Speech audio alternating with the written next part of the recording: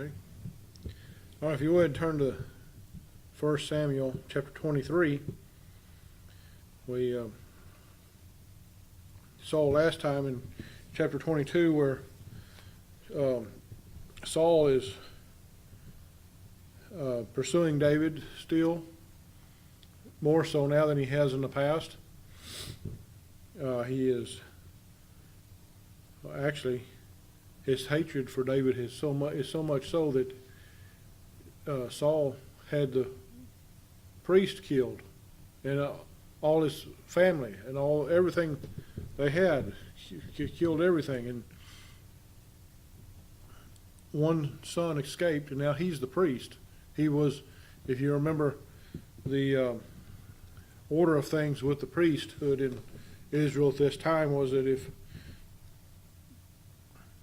a man had sons, he was to raise his sons up to be priests. That was the order in the law with the Levites, was that they were to train their sons to be priests also. And so this man, and we'll talk a little bit about him later in chapter 23, but Amalek's son, one of his sons, survived. He wasn't killed, he escaped. And he made it to where David was, and David took him in and protected him. Now, David,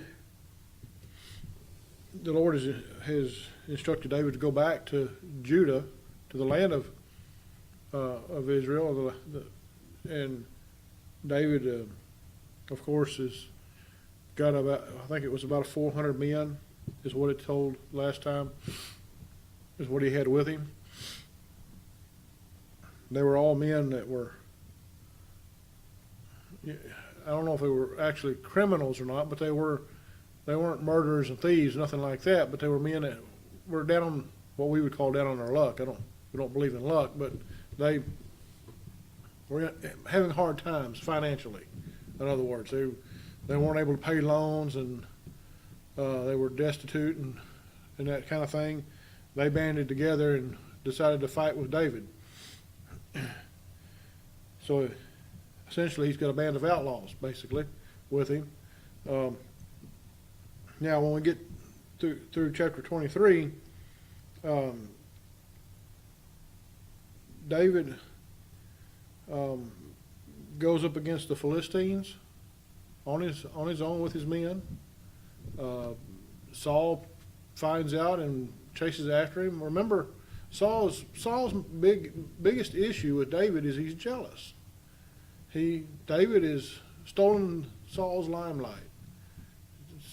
David is now more popular than Saul, and Saul is afraid David is going to steal the kingdom from him, in which God's going to give it to David. He's not going to have to steal it. And of course, David is just biding his time right now. He knows what the Lord's plan is. The Lord's already laid it out for him. But he also recognizes that Saul is still the king, and it's not his time yet. So David is trying to just stay away from Saul so the two don't come together and fight, because David knows that God's not done with him yet, or he should know that anyway, and he doesn't want to be the one to kill Saul. Now, let's start with chapter 23, 1 Samuel 23, verse 1. Then they told David, saying, Behold, the Philistines fight against Keilah, and they rob the threshing floors. Keilah is another city in Judah, and the Philistines have come against it. They're robbing the threshing floors. In other words, it's where they were threshing wheat, and they come and rob. They stole food, stole the grain from the Israelites. Therefore David inquired of the Lord, saying, Shall I go and smite these Philistines? And the Lord said unto David, Go and smite the Philistines and save Keilah. So David, he turns to the Lord right away. You don't see Saul do that very often, do you? In his early days he did, but not like this. Saul just jumped out there and went and done things. David, on the other hand, turns to the Lord and asks the Lord for guidance. What do you want me to do? Do I need to go save these people? What else? What do you expect me to do? Well, obviously, David is in a position, and you got to believe that God put him in that position. Two, one, he's got enough men to take care of the situation, and two, he's probably closer in proximity to this place than Saul and his army are, and he can take care of it. He can save these people. So in verse 3, and David's men said unto him, Behold, we be afraid here in Judah. How much more then if we come to Keilah against the armies of the Philistines? So his men were afraid to be in Judah, because remember, anybody who was associated with David, Saul has sworn to kill him, just like he killed the priest and his family. The only one who is still friendly with David that Saul has kind of let slide now is his own son, Jonathan. But he's promised Jonathan that as long as David lives, Jonathan will never inherit the throne.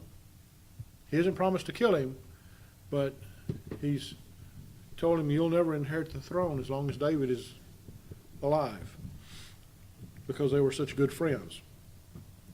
Then David inquired of the Lord yet again, and the Lord answered him and said, Arise, go down to Keilah, for I will deliver the Philistines into thy hand. The Lord's going to give them the battle. And so David and his men went to Keilah and found with the Philistines, and brought away their cattle, and smote them with a great slaughter. So David saved the inhabitants of Keilah. So not only did they slay the Philistines, but they took the Philistines' cattle. Why?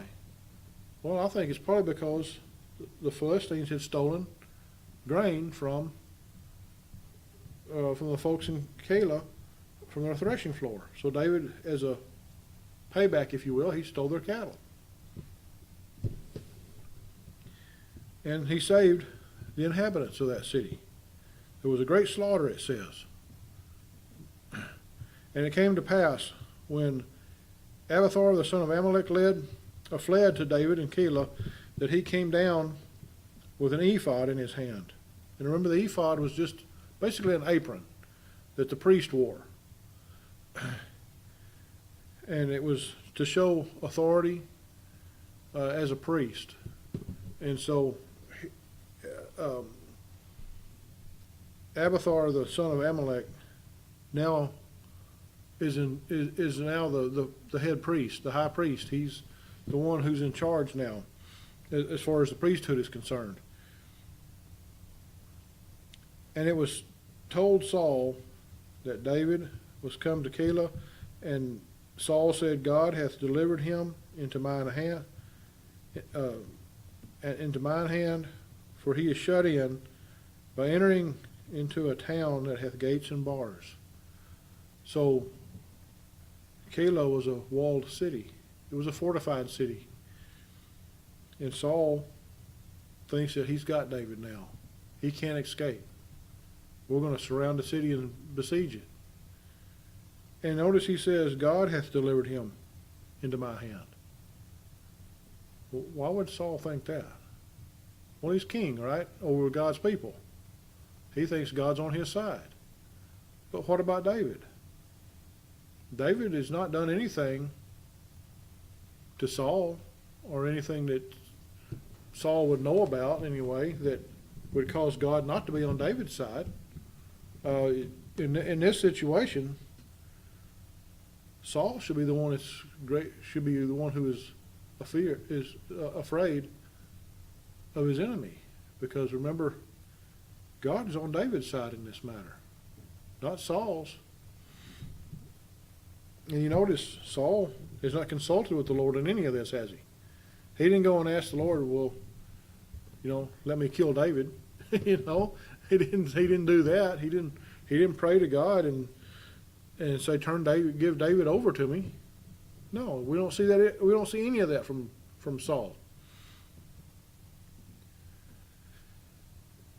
And Saul called all the people together to war, to go down to Keilah to besiege David and his men.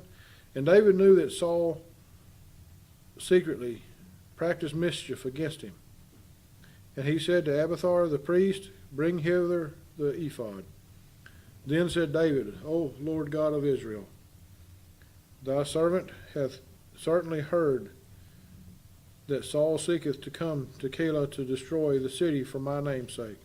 Now, one thing about this ephod is the priest, the only times that he was to wear it was during worship. And so that's why David tells him to bring it with him, is because he's wanting to worship. And they had, if you remember, they had to go through a priest back then. That was the common practice with the law, was that they offered to offer sacrifices and all that. They had to do it all through a priest. And so that's why he's calling upon Abiathar, because he's the only one left. Then said David, verse 11, "Will the men of Keilah deliver me up into his hand? Will Saul come down as thy servant hath heard? O Lord God of Israel, beseech thee, tell thy servant." And the Lord said, "He will come down." So he asked, are you going to turn me over? Are the men of this city, are they going to get worried? Well, that would be your first thought, isn't it? Is here you got a city that's kind of neutral in this matter. They don't really know what's going on until David shows up. And now that Saul has showed up with a great army, they don't want to lose everything they got. They don't want, and they may have even heard the stories of what Saul did to Amalek and his people. They certainly don't want that. So David is concerned that they'll turn him over to Saul. And so he prays to the Lord about this. And the Lord says he's going to come down. He's going to come down here and he's going to besiege the city. It's going to happen. Then said David, "Will the men of Keilah deliver me and my men into the hand of Saul?" And the Lord said, "They will deliver thee up." So David's worried that he's going to be captured. Why? Well, probably because if he's captured by Saul, it's a death sentence. It's automatic. Then David and his men, which were about 600, so his men have grown. His group has grown from 400 to 600, arose and departed out of Keilah and went whithersoever they could go. And it was told Saul that David was escaped from Keilah, and he forbore to go forth. So basically the Lord has given David a warning. Yeah, Saul's coming. He's going to besiege the city. And yes, the men of Keilah, they're going to turn you over. So what's David do? He runs. The Lord told him what was going to happen, and he runs with 600 men. And Saul is told that David has escaped. Saul thought he had him trapped, but he didn't. And David abode in the wilderness in strongholds, and remained in the mountain in the wilderness of Ziph.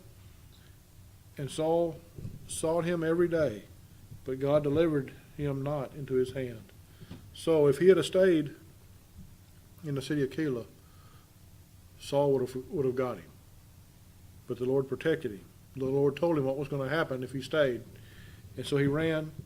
He says he abode in the wilderness in strongholds. In other words, in armed camps. Places that he could defend easily if he was attacked. He is in the mountains, in the wilderness, hiding out now, on the run. And it says Saul sought him every day. Saul didn't give up. It just shows you how wicked Saul is. David's not done anything to Saul. Saul is so jealous of David. And he is so blinded by the truth. So he's been, Jonathan even tried to tell him, his own son, that David had done him no wrong and that David was his faithful servant. But Saul didn't believe him. And David saw that Saul was come out to seek his life, and David was in the wilderness of Ziph in a wood. So he hid out in the forest. Verse 16, and Jonathan, Saul's son, arose and went to David into the wood and strengthened his hand in God. Here's Jonathan again, going against Saul's will and against Saul's wishes. He goes and meets with David in the forest.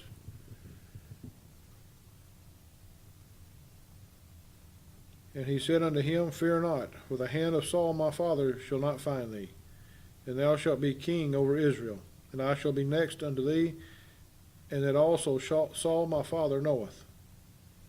So he's telling David, don't worry about it. God's going to protect you. You're going to be the next king. And guess what? Saul knows about it. Another thing that's on Saul's conscience is he knows God has made David king. And they two made a covenant before the Lord. And David abode in the wood, and Jonathan went to his house. So they made another covenant. These two men have done this before. And basically what it was is it's just that Jonathan has made a promise not to tell Saul where David is. And that he'll protect him as much as he can. Then came, and I also noticed that back in verse 17 that Jonathan thinks he's going to be David's right-hand man when he becomes king. And in all ways, humanly speaking, he probably would have been, but we'll get to it in another lesson later. But Jonathan doesn't live long enough, does he? Then came up the Ziphites to Saul in Gibeah, saying, Doth not David hide himself with us in strongholds in the wood in the hill of Hechilah, which is in the south of Jeshimon? Now therefore, O king, come down according to all the desire of thy soul, to come down, and our part shall be to deliver him into the king's hand. So the people of Ziph are willing to turn David over. It's amazing how fearful people get when you have a man like Saul who comes in and threatens to kill people that are helping David.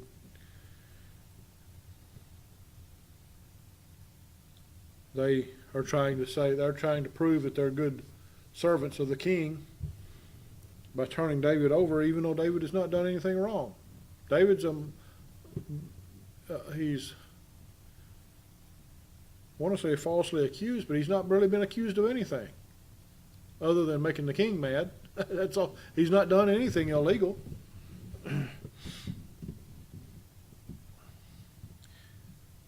And Saul said, Blessed be ye of the Lord, for ye have compassion on me. Now Saul is trying to get all religious here, isn't he? You know, he's the most wicked man on the scene, and yet he says, Blessed be ye of the Lord. For what? For turning over an innocent man? What kind of blessing is that? Of course, you got to wonder too, is these Ziphites, did they truly know the whole story? Or did they just know what Saul's side of the story was? Go, I pray you, prepare yet, and know, and see his place where his haunt is, and who hath seen him there, for it is told me that he dealeth very subtly. So, the place where his haunt is, we think about horror movies when we think about that, don't we? But basically, all that means is it's where he was hiding out secretly. It's where he was coming and going and nobody was seeing him. And he gives instructions to these people that if you can find it, come back and tell me. 23 says, See therefore and take knowledge of all the lurking places where he hideth himself. And come ye again to me with the certainty, and I will go with you, and it shall come to pass, if he be in the land, that I will search him out throughout all the thousands of Judah. Saul's talking big here, like he's in control, like he can do what he wants.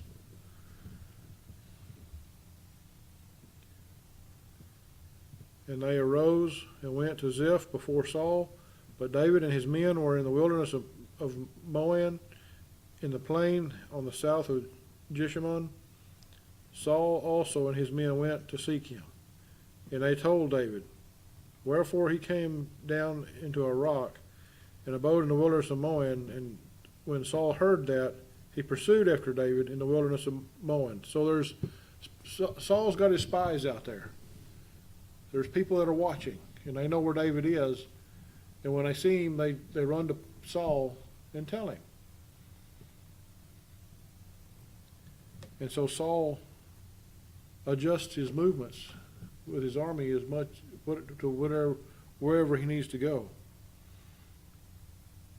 And Saul went on this side of the mountain, and David and his men on that side of the mountain.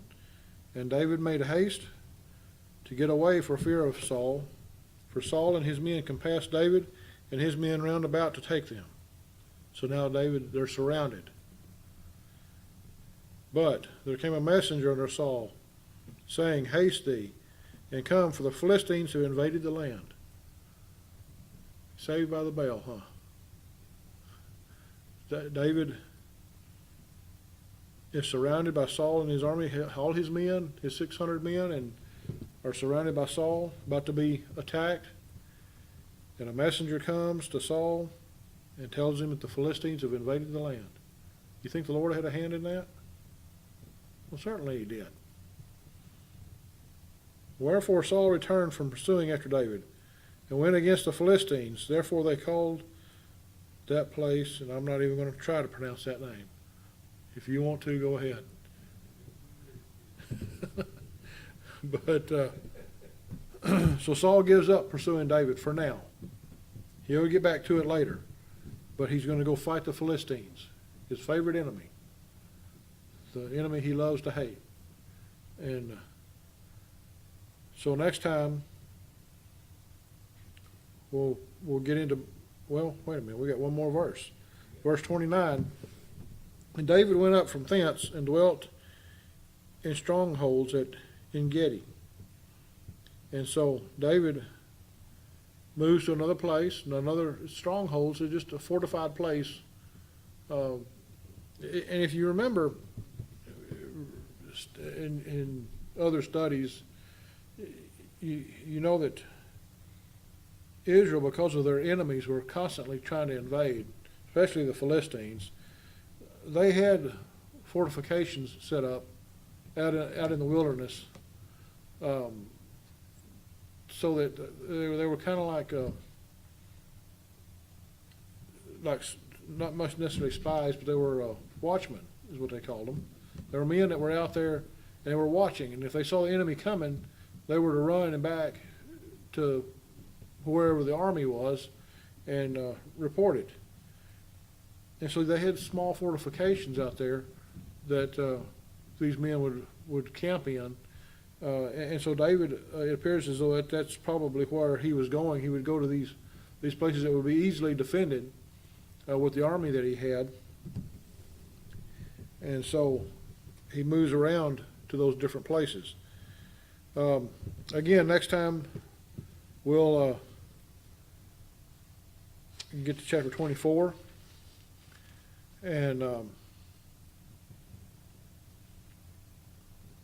we'll see where David spares Saul's life.